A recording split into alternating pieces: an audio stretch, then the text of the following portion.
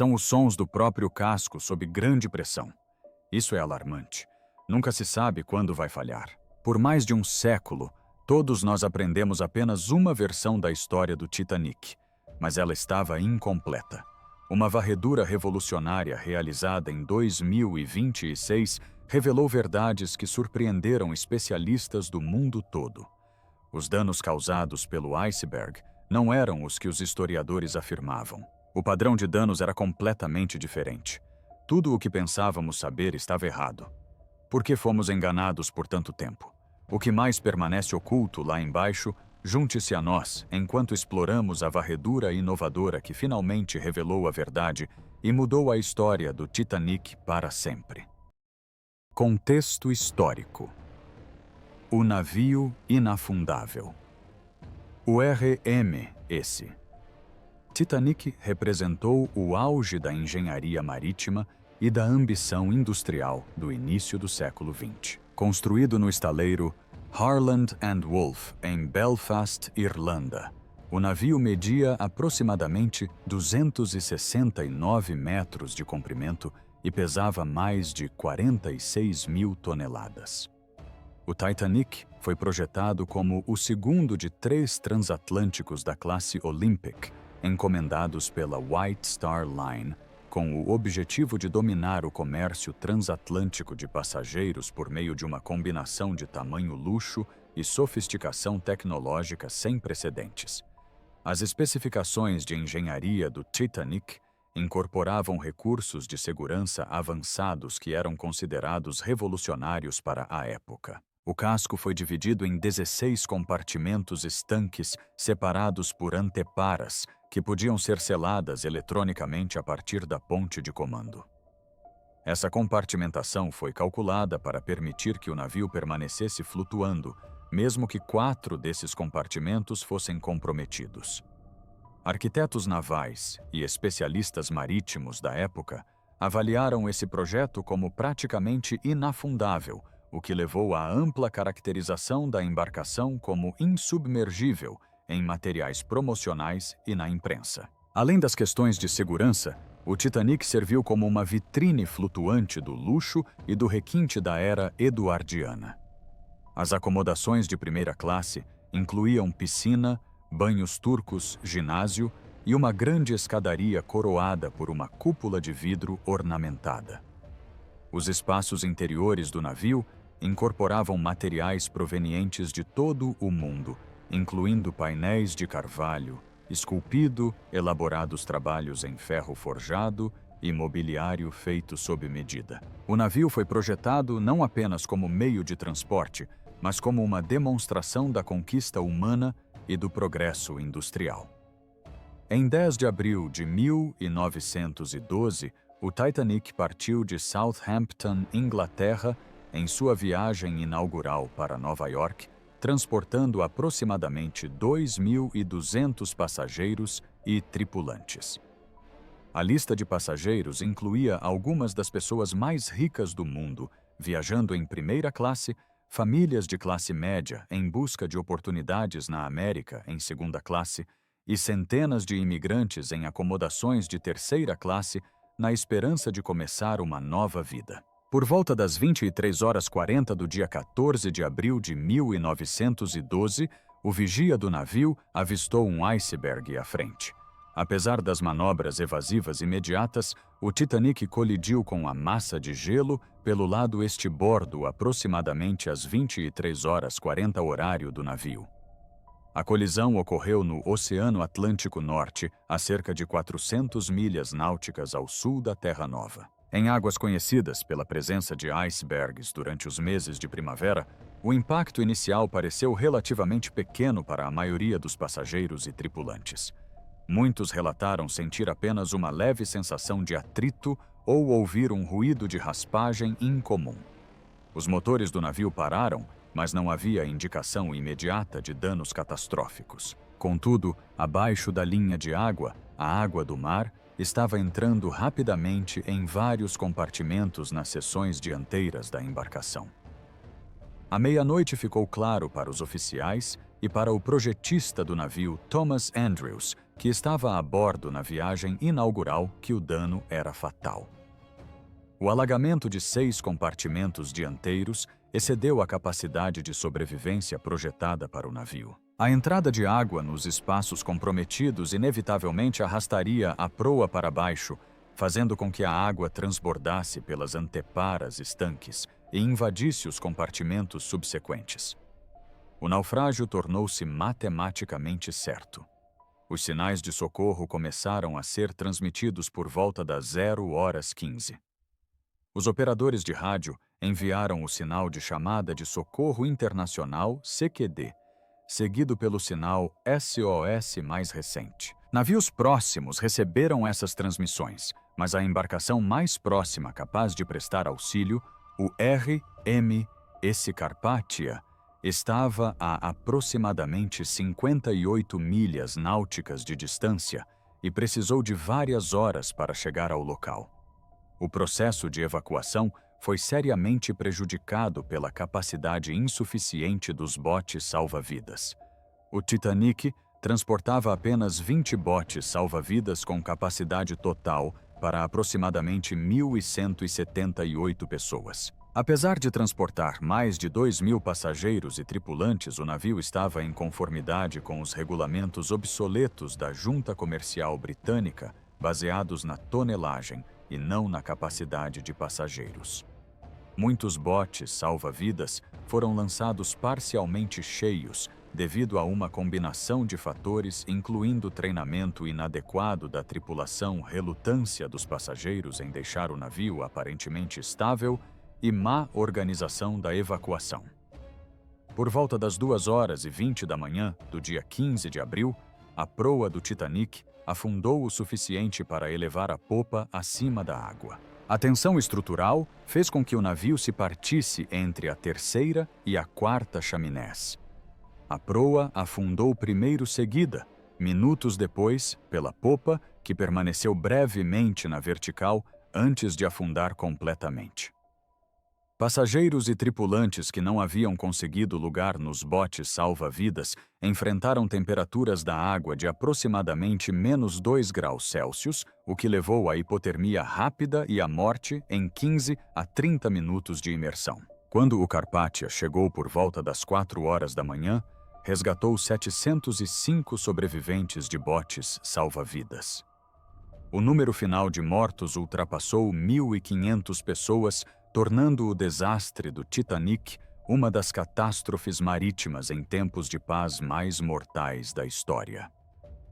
A tragédia levou imediatamente a reformas internacionais nas normas de segurança marítima, incluindo a exigência de capacidade suficiente de botes, salva-vidas, vigilância por rádio, 24 horas por dia em navios de passageiros e a criação da Patrulha Internacional do Gelo para monitorar a localização de icebergs nas rotas de navegação do Atlântico Norte. A missão de escaneamento de 2022. A expedição de escaneamento do Titanic em 2022 representou um esforço colaborativo entre a Atlantic Productions, uma produtora de documentários sediada em Londres, especializada em conteúdo de exploração em águas profundas, e a Magellan Limited, uma empresa de levantamento marinho e geofísica com vasta experiência em tecnologias de mapeamento subaquático. O objetivo principal era criar o primeiro modelo digital tridimensional fotorrealista e completo de todo o local do naufrágio do Titanic, incluindo as 2 principais seções do casco e o extenso campo de destroços que as separava. Expedições anteriores aos destroços do Titanic haviam capturado imagens e vídeos de características específicas, mas nenhuma missão havia tentado documentar todo o local com precisão uniforme. O objetivo era produzir um gêmeo digital completo, preciso o suficiente para análises forenses detalhadas, preservando ao mesmo tempo um registro permanente antes que a deterioração tornasse tal documentação impossível. O conjunto de dados resultante serviria tanto para fins de pesquisa científica quanto para a educação pública, oferecendo acesso sem precedentes a um local que permanece fisicamente inacessível à grande maioria dos pesquisadores e historiadores. O local do naufrágio situa-se a uma profundidade de aproximadamente 3.810 metros, 12.500 pés abaixo da superfície do oceano, onde a pressão da água atinge cerca de 410 quilos por centímetro quadrado, 6.000 libras por polegada quadrada. Este ambiente extremo excede os limites operacionais dos submersíveis tripulados tradicionais para missões prolongadas, tornando necessário o uso de veículos operados remotamente. A sobrevivência humana a esta profundidade sem equipamento de proteção é impossível, e mesmo os cascos de pressão mais robustos enfrentam desafios de engenharia significativos. A expedição utilizou 2 veículos operados remotamente ROVs distintos, cada um equipado com câmeras de alta resolução, sistemas de iluminação avançados e instrumentos de navegação de precisão. Esses ROVs operavam conectados por cabos a embarcações de apoio na superfície, recebendo energia e sinais de controle por meio de cabos reforçados enquanto transmitiam dados e imagens em tempo real para os operadores na superfície. Os veículos eram pilotados a partir de salas de controle na superfície, onde as equipes monitoravam múltiplas transmissões de vídeo, telas de navegação e indicadores de status dos equipamentos durante cada mergulho. Ao longo da expedição, as equipes realizaram mais de 200 horas de operações de mergulho ativo no local do naufrágio. Isso representou um aumento substancial no tempo de documentação em comparação com missões anteriores que normalmente eram limitadas pela duração da bateria, restrições mecânicas ou considerações financeiras.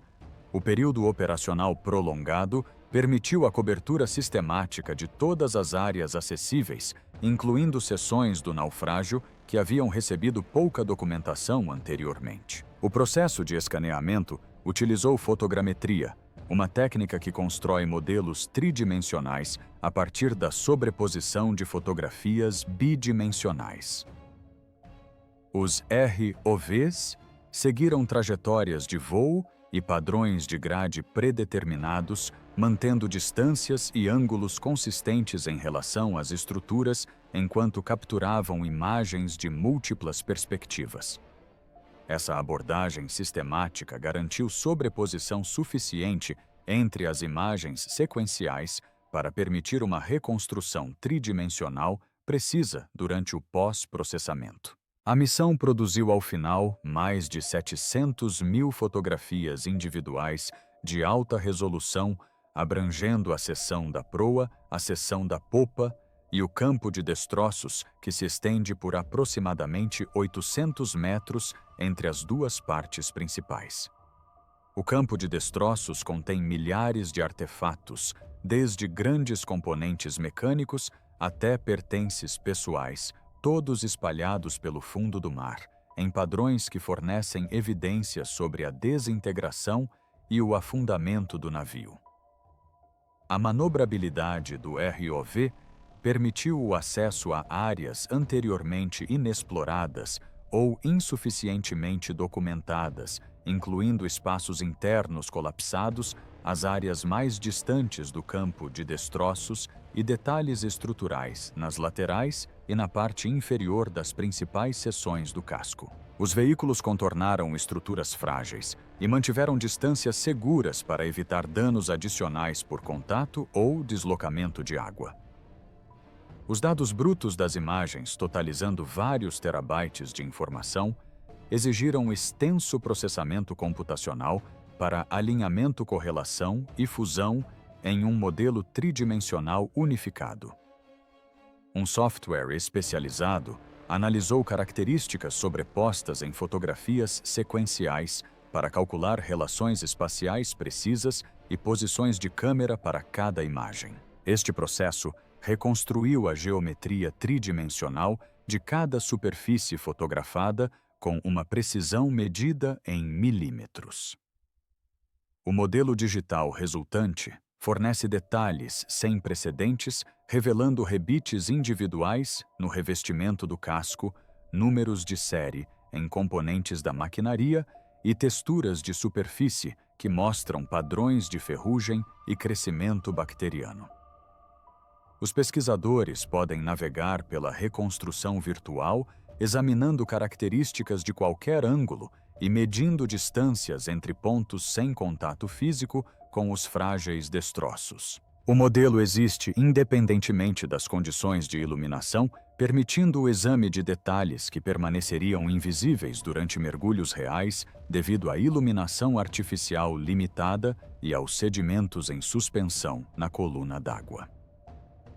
Este abrangente arquivo digital representa o que pode ser a última oportunidade de documentar os destroços do Titanic em seu estado atual, antes que a deterioração acelerada reduza as estruturas reconhecíveis a destroços irreconhecíveis.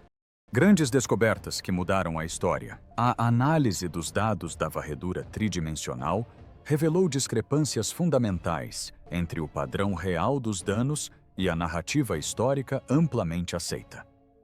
Por mais de um século, a visão popular retratou a colisão com o iceberg como a criação de um enorme rasgo contínuo que se estendia por uma parte significativa do casco de estibordo. Essa visualização apareceu em livros didáticos documentários e exposições de museus, moldando a compreensão pública da mecânica do desastre. As evidências da varredura demonstram que tal rasgo não existia. Em vez disso, o impacto do iceberg produziu uma série de aberturas discretas distribuídas ao longo do lado estibordo da proa até a popa. Cada abertura media aproximadamente o tamanho de uma folha de papel. 4. Com espaços de chapas do casco intactas entre elas. A área cumulativa dessas aberturas foi significativamente menor do que a estimada anteriormente, porém o padrão de distribuição provou ser muito mais catastrófico do que teria sido uma única ruptura de grande porte. O fator crítico não foi a área total do dano, mas sim sua localização em múltiplos compartimentos. O padrão de ruptura estendeu-se por 6 compartimentos estanques consecutivos na seção dianteira do navio. Essa distribuição específica anulou o projeto de proteção do sistema de compartimentação que foi projetado para conter inundações em até 4 seções comprometidas. O casco do Titanic incorporava 16 compartimentos estanques, separados por anteparas transversais equipadas com portas operadas remotamente. Cálculos de engenharia demonstraram que o navio poderia permanecer flutuando mesmo com 4 compartimentos completamente inundados. Essa especificação de projeto serviu de base para as alegações sobre a insubmergibilidade da embarcação e representou a engenharia de segurança avançada para a época. No entanto, as anteparas dos compartimentos estendiam-se apenas até alturas bem abaixo dos convéses superiores, criando na prática contêineres altos sem tampas seladas. Essa decisão de projeto refletia a prática padrão da arquitetura naval e visava facilitar o acesso e as operações, ao mesmo tempo que proporcionava os benefícios da compartimentação para a maioria dos cenários de avaria. Os danos causados pelo iceberg comprometeram os 6 primeiros compartimentos sequencialmente. À medida que a água entrava nesses espaços a taxas superiores a várias toneladas por segundo, a proa começou a afundar cada vez mais. O peso da água acumulada nos compartimentos dianteiros criou um ângulo de inclinação progressivo. Assim que o nível da água nos compartimentos da proa atingiu a altura das anteparas, a água do mar simplesmente transbordou para o compartimento seguinte a ré, exatamente como um líquido inunda uma série de contêineres interligados. Esse efeito cascata criou uma sequência de inundação irreversível. Análises matemáticas confirmam que, uma vez rompidos os 6 compartimentos, o destino do navio estava selado, independentemente de quaisquer ações subsequentes. O ângulo crescente da proa para baixo acelerou a entrada de água nos compartimentos subsequentes, criando um ciclo vicioso que garantiu o alagamento completo das seções dianteiras e o eventual naufrágio. Entre as descobertas mais significativas estava a evidência física, que confirmou os depoimentos dos sobreviventes a respeito dos sistemas elétricos do navio. Uma válvula de vapor descoberta na seção da popa permaneceu totalmente aberta, indicando fluxo de vapor ativo no momento do naufrágio final. Essa configuração só poderia resultar de uma operação humana deliberada, já que a válvula não permaneceria aberta naturalmente sob as condições catastróficas da ruptura e afundamento do navio. A válvula aberta confirma que a pressão do vapor estava sendo mantida para os geradores elétricos até os momentos finais antes do afundamento da popa. Isso exigiu a operação contínua das caldeiras e o gerenciamento cuidadoso dos sistemas de distribuição de vapor pela equipe de engenharia posicionada nas salas de máquinas no interior do casco. Manter a pressão do vapor exigia atenção constante aos níveis de água da caldeira, ao fornecimento de combustível e à regulação da pressão, tarefas que se tornavam cada vez mais difíceis à medida que o ângulo do navio aumentava e o alagamento progredia. A energia elétrica gerada por esses esforços manteve o sistema de iluminação do navio em funcionamento durante a maior parte do processo de naufrágio. Essa iluminação provou ser crucial para os esforços de evacuação, permitindo que passageiros e tripulantes se locomovessem por corredores, escadas e espaços do convés que de outra forma estariam na mais completa escuridão. O ceticismo anterior em relação aos relatos dos sobreviventes sobre a iluminação contínua derivava da suposição de que os sistemas elétricos falhariam rapidamente após a colisão. As evidências físicas agora validam esses depoimentos e confirmam que a equipe de engenharia permaneceu em seus postos nas salas de máquinas, continuando as operações, apesar de ter certeza de que esses espaços abaixo da linha d'água seriam completamente inundados sem oferecer qualquer possibilidade de fuga.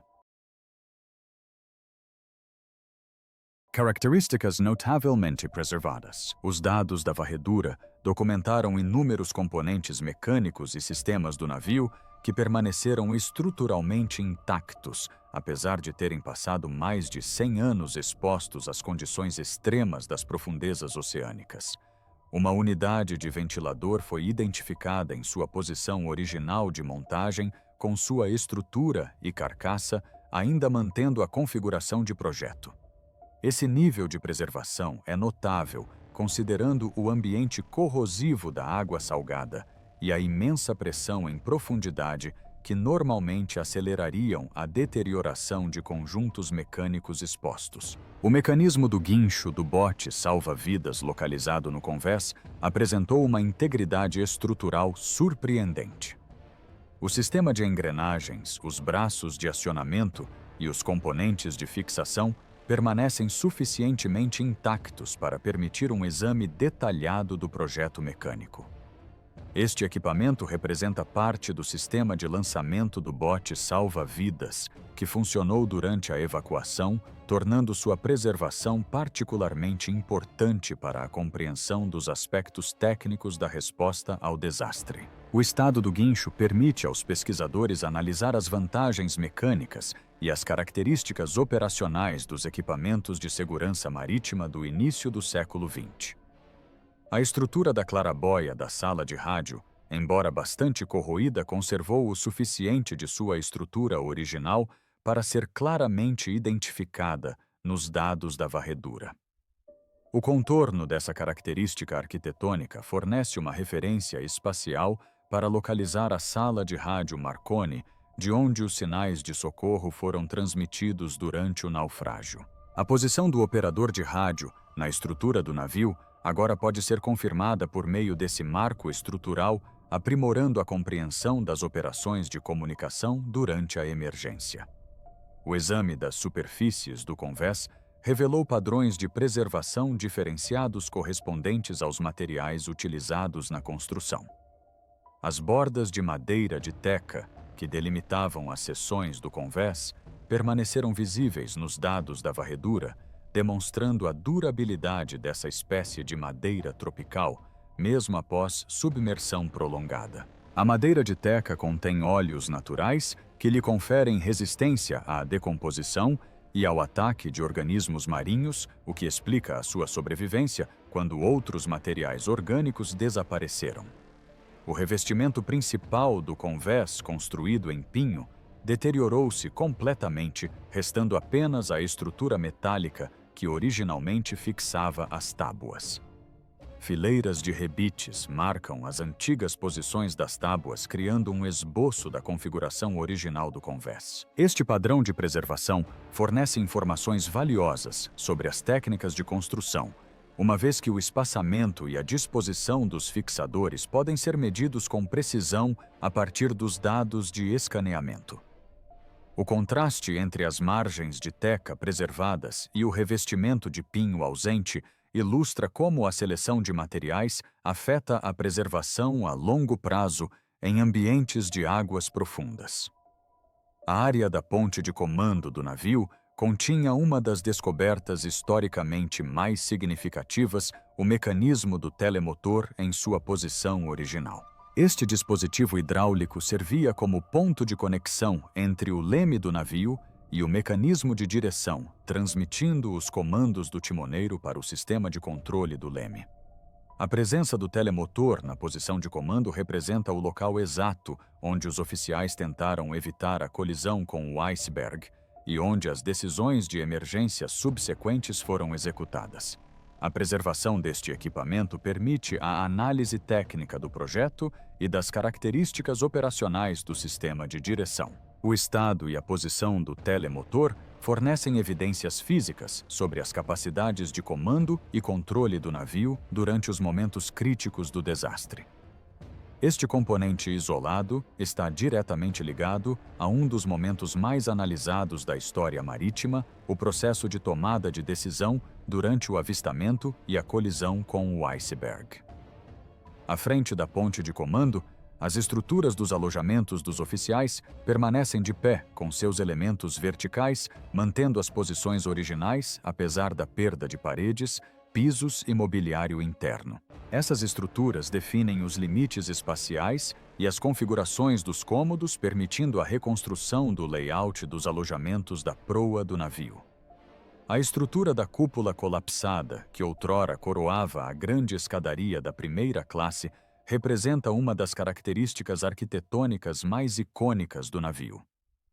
Embora a elaborada cúpula de vidro e metal em si tenha se perdido, a abertura estrutural que ela ocupava permanece claramente definida nos destroços. As dimensões e a configuração deste espaço confirmam a escala e a posição central da escadaria no projeto do navio. A ausência da cúpula combinada com a estrutura preservada que a circunda demonstra tanto o que foi perdido quanto o que permanece. A grande escadaria servia como principal via de circulação vertical e espaço social, tornando sua presença arquitetônica significativa para a compreensão dos padrões de movimentação dos passageiros durante a evacuação. Talvez a descoberta mais notável relacionada à preservação tenha sido a do conjunto da hélice do navio. Uma das enormes pás de bronze da hélice ainda conservava números de série claramente legíveis, especificamente a designação de construção 401. Esse número representava a identificação do estaleiro onde o Titanic foi construído no estaleiro Harland and Wolff, em Belfast. A resistência à corrosão da liga de bronze preservou essa marcação com clareza suficiente para a documentação fotográfica, proporcionando uma conexão física direta com a história da construção do navio e confirmando a identidade do naufrágio por meio das marcas originais do construtor, em vez de evidências circunstanciais. Uma corrida contra o tempo. Os destroços do Titanic enfrentam uma degradação acelerada causada por colônias de bactérias que colonizaram todas as superfícies expostas de ferro e aço. Esses micro-organismos, principalmente bactérias oxidantes de ferro, do gênero Halomonas, metabolizam o metal como parte de seus processos vitais. As bactérias secretam enzimas que decompõem os compostos de ferro, convertendo o aço estrutural em formações frágeis de óxido de ferro, comumente chamadas de rusticles, pelos pesquisadores. Essas formações se assemelham a estruturas de gelo, mas consistem em ferrugem células bacterianas e depósitos minerais suspensos em uma matriz frágil. Os depósitos de ferrugem se formam em ritmo acelerado por toda a área do naufrágio. A colonização inicial ocorreu gradualmente após o afundamento do navio, mas as populações bacterianas se expandiram exponencialmente ao longo de décadas, atingindo uma massa crítica, onde a deterioração ocorre a taxas visivelmente mais rápidas do que nas décadas anteriores.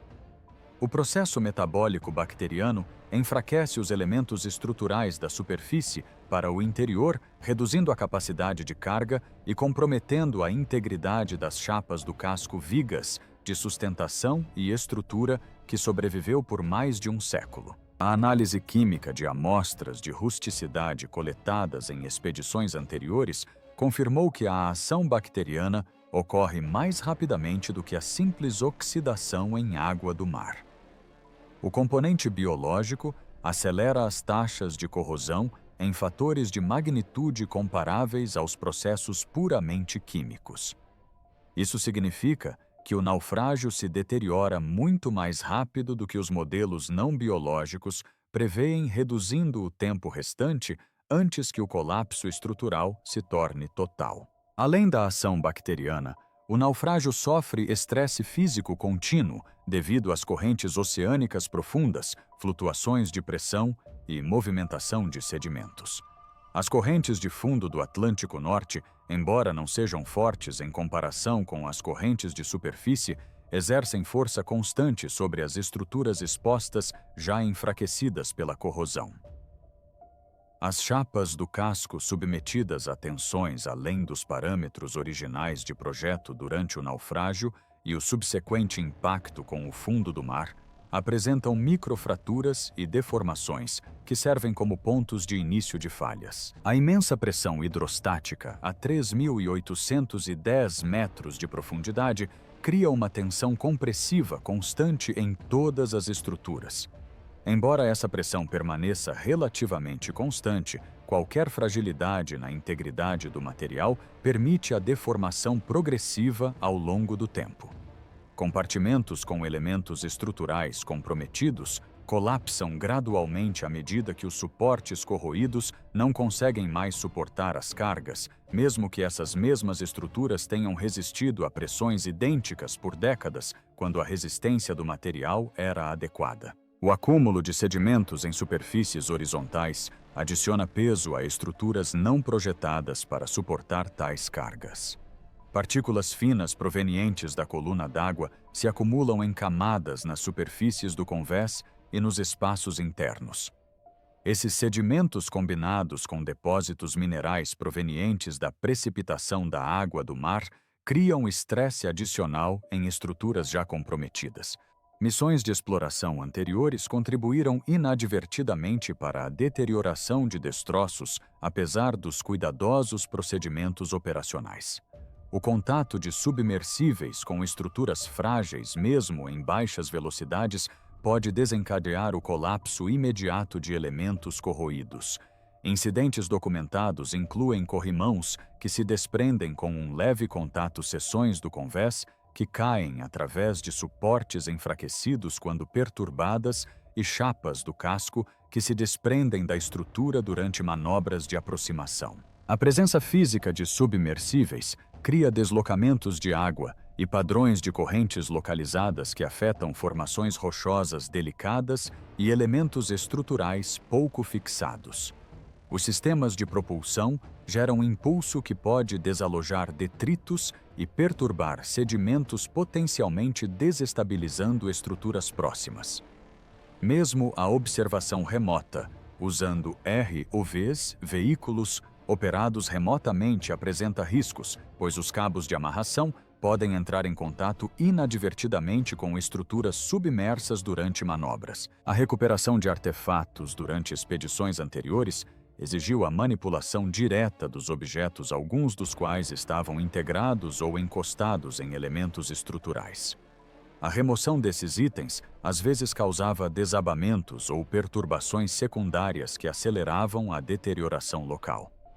Os atuais acordos e diretrizes internacionais restringem a recuperação de artefatos, mas as operações de remoção históricas contribuíram para danos cumulativos que agravam os processos naturais de deterioração. Arqueólogos marinhos e cientistas de materiais que analisam as taxas atuais de deterioração estimam que as características estruturais reconhecíveis desaparecerão em grande parte dentro de algumas décadas. A seção da proa, que manteve uma integridade surpreendente, mostra evidências crescentes de deterioração acelerada em áreas críticas. Os icônicos guarda-corpos da proa, que se tornaram imagens simbólicas do naufrágio, exibem corrosão avançada e podem colapsar em poucos anos em vez de décadas. A seção de popa, já severamente danificada durante o naufrágio, continua se fragmentando em destroços cada vez menores. Estruturas do convés que permaneceram identificáveis nas primeiras missões de exploração colapsaram desde a documentação inicial, e a comparação de imagens ao longo de décadas mostra uma progressão mensurável da desintegração. Os espaços interiores enfrentam uma vulnerabilidade particular à medida que as estruturas de suporte falham. Uma vez que os elementos estruturais colapsam, falhas em cascata afetam os compartimentos adjacentes e os níveis do convés. A área da escadaria principal, a ponte de comando e as acomodações dos passageiros eventualmente se tornarão campos de destroços irreconhecíveis, indistinguíveis dos destroços circundantes. A digitalização tridimensional, concluída em 2022, pode representar a documentação abrangente final possível antes que a deterioração torne o local arqueologicamente ilegível. Expedições futuras encontrarão estruturas progressivamente menos reconhecíveis, tornando este arquivo digital o último registro completo do Titanic como navio, e não apenas como destroços dispersos. Conclusão: legado e perda. Os dados abrangentes da varredura tridimensional alteraram fundamentalmente o status probatório dos relatos de sobreviventes que antes eram tratados com ceticismo por parte das comunidades acadêmica e histórica. O testemunho sobre a iluminação do navio ter permanecido operacional durante a maior parte do naufrágio foi definitivamente confirmado pela identificação da válvula de vapor aberta na seção da popa. A confirmação desses testemunhos vai além da simples verificação de detalhes isolados. Ela estabelece que as observações dos sobreviventes, mesmo aquelas feitas sob extremo estresse psicológico e físico, frequentemente continham informações técnicas precisas sobre o navio e a sequência de eventos durante o naufrágio. A análise histórica, agora, deve reconsiderar outros relatos de sobreviventes que foram descartados ou minimizados devido a suposições sobre o que era fisicamente possível durante o desastre.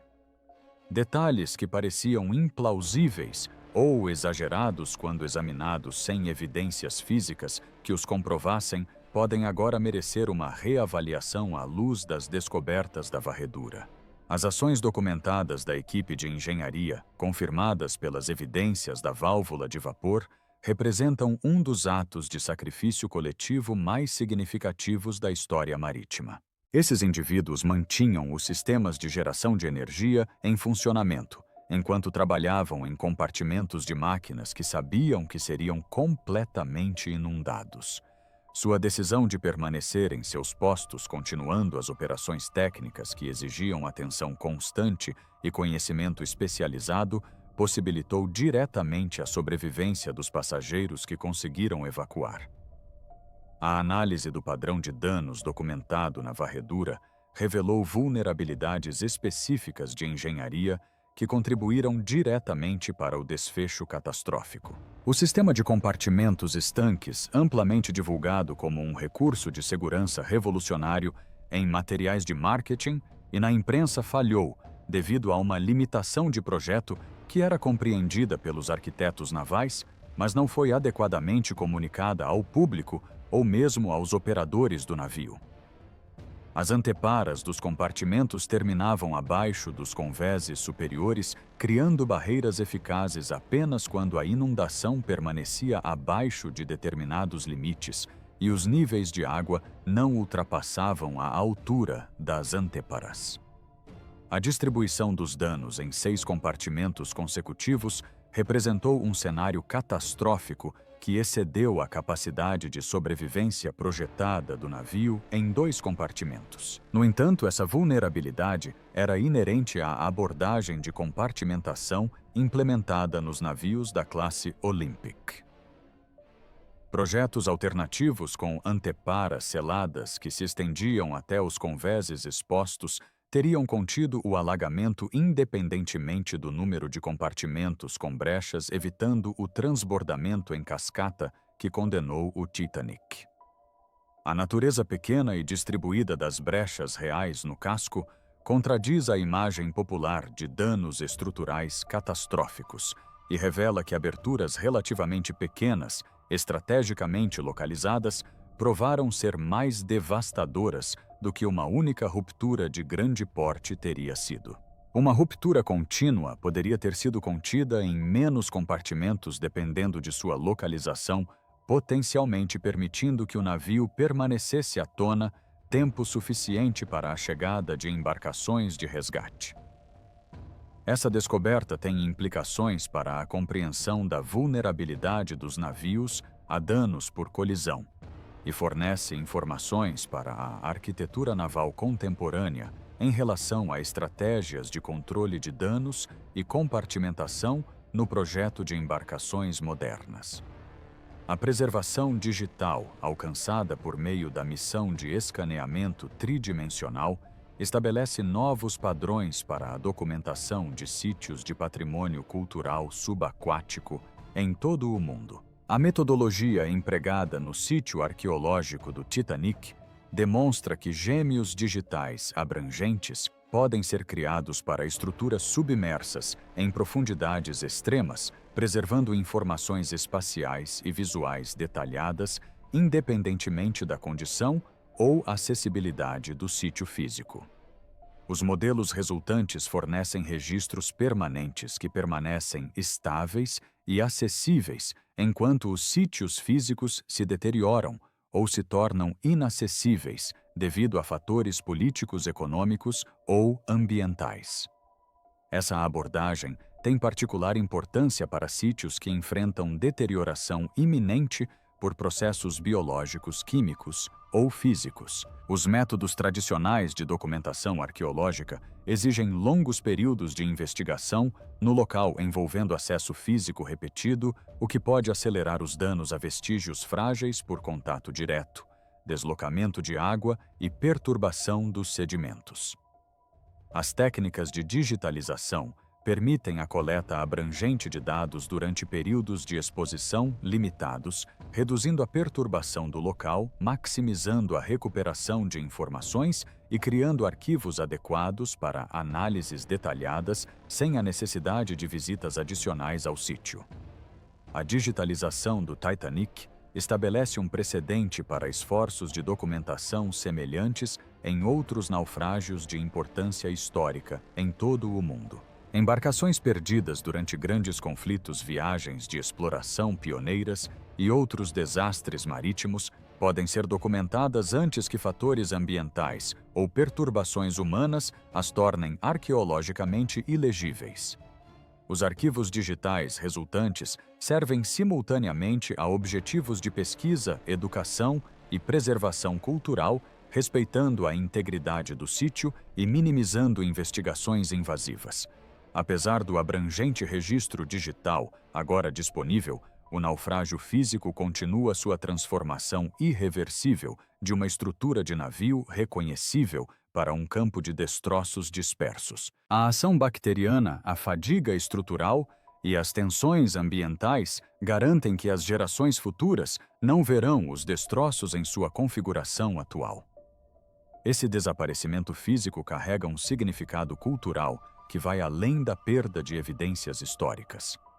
Os destroços do Titanic servem como uma conexão tangível com o desastre, um memorial físico, onde a tragédia ocorreu e onde os restos mortais das vítimas ainda repousam. À medida que a estrutura se desintegra, essa conexão torna-se cada vez mais abstrata, existindo principalmente por meio de documentação fotográfica e reconstruções digitais, em vez de uma presença física real que possa ser observada e vivenciada diretamente.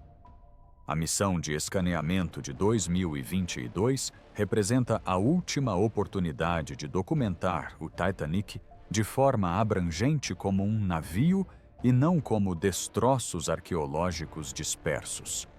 Expedições subsequentes monitorarão as taxas de deterioração e documentarão o colapso estrutural progressivo, mas o mapeamento completo de estruturas intactas reconhecíveis pode não ser mais viável nas próximas décadas à medida que a deterioração acelerada engole as estruturas restantes. Se você gostou deste vídeo, curta e inscreva-se no canal e também clique no próximo vídeo que aparecer na sua tela.